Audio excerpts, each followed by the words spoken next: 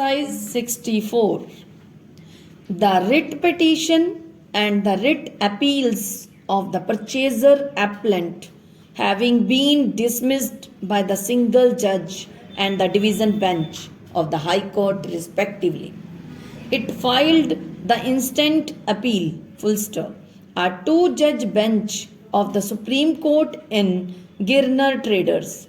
Case 1 considered the question of reading the provisions of the Land Acquisition Act 1894 as amended by Central Act of 1984 into the provisions under Chapter 7 of the Maharashtra Regional and Town Planning Act 1966 for acquisition of land thereunder and feeling difficulty to agree with the observations made in Sant Joginder Singh's case, referred the matter to a larger bench, full stop.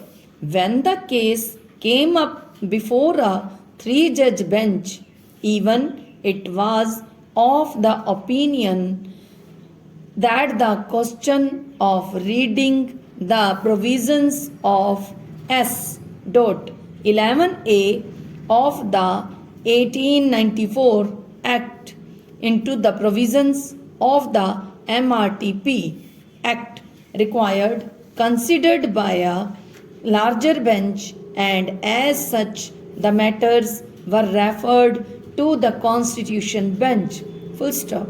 A number of other matters including the instant appeal were talked with the case of Girnar Traders 2, which was decided by the Constitution bench on January 11th, 2011. Full stop. Next para. Though the object of the Bangalore Development Authority Act 1976 may be pari materia to the Maharashtra Regional and Town Planning Act 1966 MRTP Act, there are certain stark distinctions between some of the provisions of the respective acts, particularly where they relate to functions and powers of the authority in preparation of plans as well as with respect to acquisition of the land. Full stop. The instant appeal relates to the BDA Act. Full stop. The respondent Bangalore Development Authority, the authority came to be constituted in terms of S3 of the BDA Act. Full stop.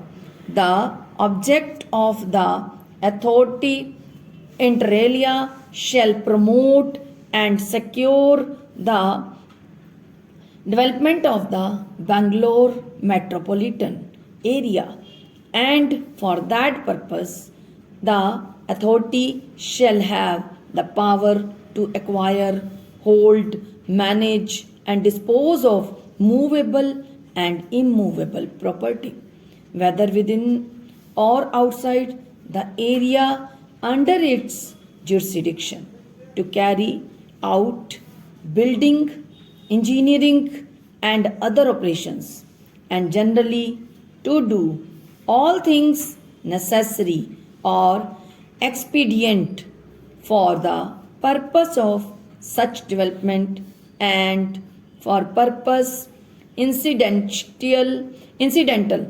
thereto, full stop. Thus, the primary object of the BDA Act was to provide for establishment of the Development Authority for development of the city of Bangalore and areas adjacent thereto, and for the matters connected therewith, and other matters are incidental thereto, full stop. The acquisition of immovable property is therefore for the sad purpose alone. Full stop. The development scheme has therefore for the sad purpose alone. Full stop. The development scheme has to provide for every detail in relation to development of the area under the scheme as well as acquisition of land. Full stop. If any required upon sanction of the scheme, the government shall publish in the official gazette a declaration stating the fact of such sanction and that the land proposed to be acquired by the authority for the purposes of the scheme is required for a public purpose. Full stop. A very important aspect which, unlike the MRTP Act, is specified in the BDA Act is that once the land is required and it vests in the state government in terms of S16 of the Land Acquisition Act, then the government upon payment of the cost of acquisition and the authority agreeing to pay any further cost which may be incurred on account of acquisition shall transfer the land to the authority, whereupon it shall vest in the authority.